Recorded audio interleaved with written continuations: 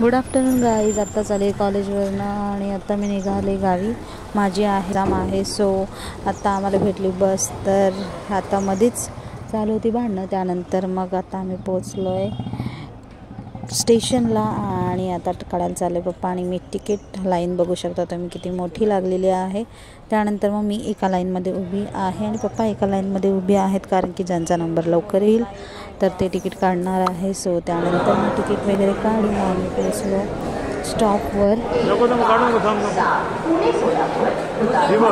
18 number.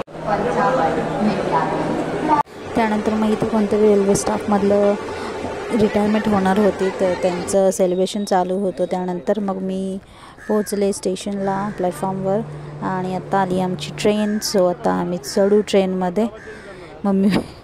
Mummy बघते जागा भेटणार आहे का नाही आम्हाला. त्यानंतर मग आम्हाला जागा भेटली आणि त्यानंतर मग आता निघाली ट्रेन. आमच्यासोबत पप्पाला पण हे वाटत होतं, पण पप्पा फक्त सोडवायला आलेले. त्यानंतर मग पप्पाने वगैरे सोडलं आम्हाला आणि आता आम्ही चाललो आहे आमच्या गावाच्या दिशेने. So let's go.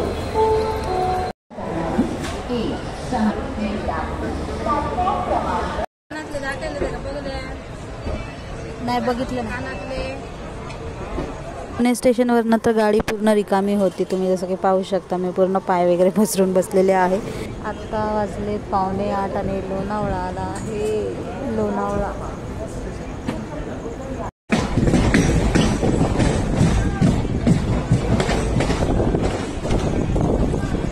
त्यानंतर मग बरोबर 9:30 वाजता 9:15 वाजता आमची गाडी पोहोचली आहे आता पनवेलमध्ये. आणि पनवेलमध्ये थोडीफार गर्दी झाली आहे, एवढी पण नव्हती जेवढी आम्ही जातो तेव्हा असते.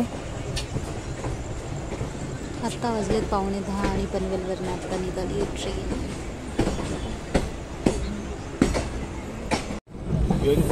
12:15 झाले तरी आत्ता आले चिपळूण. लोक आहेत थोडी दिसतात.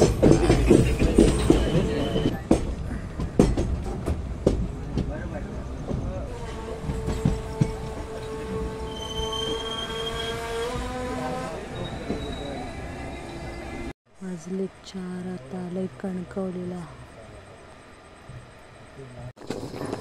आता वाजलेत 4:45 आणि आम्ही पोचलोय आता सावंतवाडी रोडला. आता थोड्या वेळ बसावं लागेल स्टॉपवरच.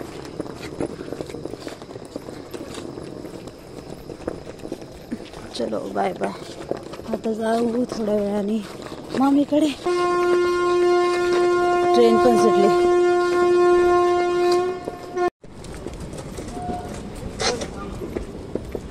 सो मी आता पोचले आहे सावंतवाडी स्टेशनला आणि तुम्ही पाहू शकता किती सुंदर प्रकारे आता ह्यांनी जे रिनोव्हेट केलेलं आहे सावंतवाडी स्टेशन. असं पहिलं नव्हतं आणि मी पहिल्यांदा आले. सो हा झालेला बदल मला खूप आवडला. सो भेटूया पुन्हा उद्या. तोपर्यंत बाय बाय.